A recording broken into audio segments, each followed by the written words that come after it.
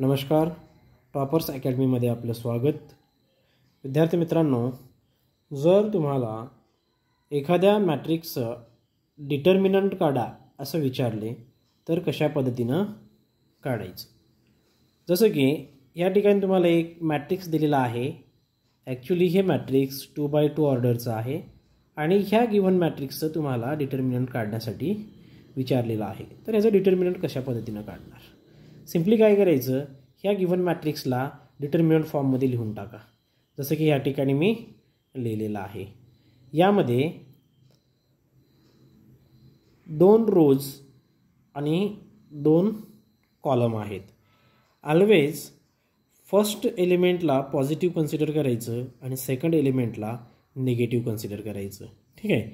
आता ह्या गिव्हन डिटर्मिनंटचं मला सोल्युशन फाइंड आउट करायचं असेल तर सिंपली काय करायचं पोरांनो, क्रॉस मल्टिप्लिकेशन करा। जसं की 5 आणि 6चा क्रॉस मल्टिप्लिकेशन करा आणि 2 आणि 2चा क्रॉस मल्टिप्लिकेशन करा। तर ते कशा पद्धतीने येणार बघा। 5 × 6 हे बघा, दुसऱ्या एलिमेंटला मायनस साइन आहे, मायनस साइन दिलं आहे आपण। 2 × 2 ह्याला जर सॉल्व केलो आपण तर आपल्याला ह्या गिव्हन मॅट्रिक्सचं डिटर्मिनंट मिळते 26। ह्याच ठिकाणी तुम्हाला 3x3 ऑर्डरचं जर मॅट्रिक्स दिलेला आहे आणि त्याचं डिटर्मिनंट काढण्यासाठी तुम्हाला विचारलेलं आहे, तर ते कशा पद्धतीनं काढायचं ते बघू आपण। जसं की ह्या ठिकाणी तुम्हाला एक 3x3 ऑर्डरचं मॅट्रिक्स दिलेलं आहे। त्याचे एलिमेंट्स असे आहेत 3 2 1 1 5 6 2 1 8 आणि यासाठी तुम्हाला डिटर्मिनंट फाइंड आउट करायचं आहे। तर ते कशा पद्धतीनं करणार? खूप सिंपल आहे। ह्या गिव्हन मॅट्रिक्सला डिटर्मिनंट फॉर्ममध्ये लिहा। लिहिल्यानंतर ऑलवेज फर्स्ट एलिमेंटला पॉझिटिव्ह द्या, सेकंड एलिमेंटला निगेटिव्ह आणि थर्ड एलिमेंटला positive, alternate plus minus plus अशा पद्धतीने द्यायचं आहे। आता ज्यावेळेस आपण ह्या डिटर्मिनंटला सॉल्व करतो त्यावेळेस काय करायचं, हा जो 3 आहे फर्स्ट रो मधला तो 3 ह्या ठिकाणी लिहून घ्यायचं। आता हा जो 3 आहे तो 3 कोणत्या रोमध्ये आणि कोणत्या कॉलममध्ये आहे तो बघून घ्या। आता हा जो एलिमेंट आहे तो फर्स्ट रो आणि फर्स्ट कॉलममध्ये आहे। ते सोडून जे रिमेनिंग एलिमेंट आहेत ते ह्या ठिकाणी अशा पद्धतीनं लिहायचं आहे।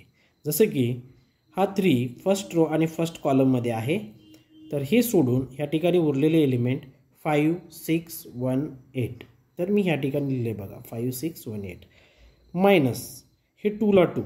आता हा 2 फर्स्ट रो आणि सेकंड कॉलममध्ये आहे, तर हे सोडून द्या। रिमेनिंग एलिमेंट्स कोणकोणते आहेत 1 6 2 8, तर ह्या ठिकाणी लिहिले आपण 1 6 2 8 प्लस हे 1ला 1।